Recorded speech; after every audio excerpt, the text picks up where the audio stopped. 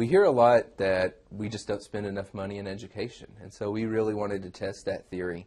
And our report looks at 3 specific questions. Number 1, how much do we really spend on education in our state? Number 2, where does that money go?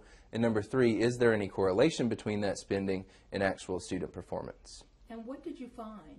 We first found that there's a lot of underreporting going on. We were really surprised to see that school districts calculated how much they spend by carving out a set number of things like debt spending, building new buildings. A lot of other expenditures aren't included in what they tell taxpayers. So when they say, we're not spending enough money, they're not really giving an accurate picture of how much they're really spending.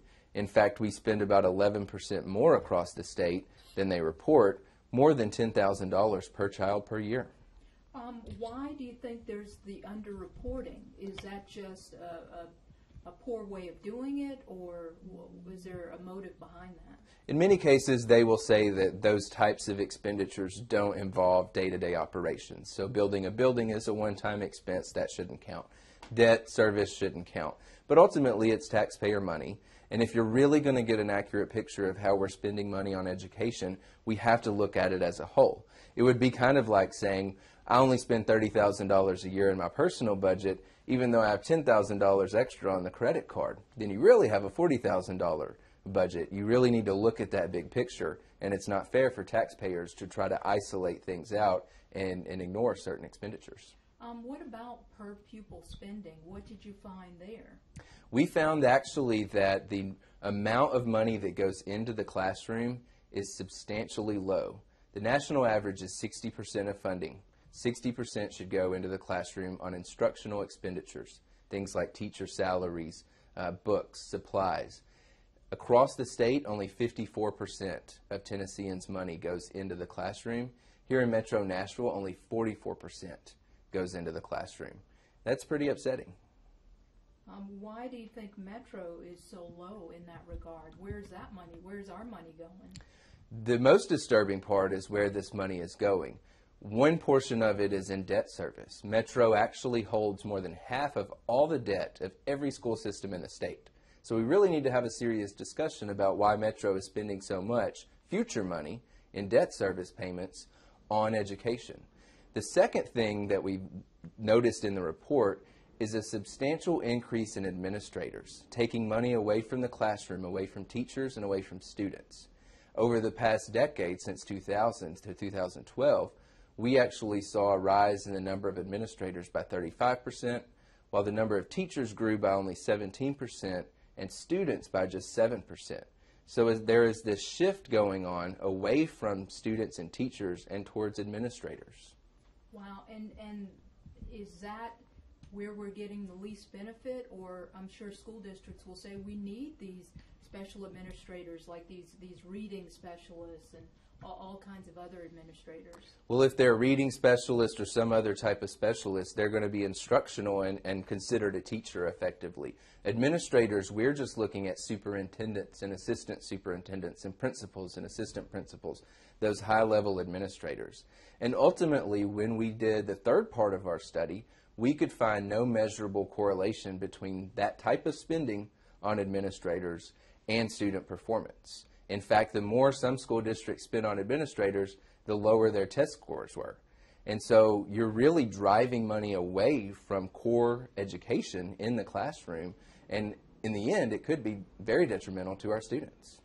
Do you think that school districts are then misspending taxpayer money? I mean, they show their budgets every year, have to get them approved by city governments. Right. Are they misspending the money? It seems to me that they are significantly shifting money away from the classroom and away from places where it could benefit students and teachers. If you look, for example, at teacher salaries, teachers made less money in 2012 than they did in 2000 once you factor in inflation. Their supervisors, though, principals and superintendents, got higher pay increases along the way than teachers themselves. So as we're redirecting money away from teachers, it makes it harder for those teachers to do their jobs well, and it takes away necessary resources from the classroom for students. And we have seen no economic benefit to, or educational benefit either, to students, in addition to student growth over time as a result of this type of spending. Wow. Do you think that this is then being wasteful with taxpayer money? What do you say about that? Well, our report seeks to expose this for taxpayers and let them decide for themselves.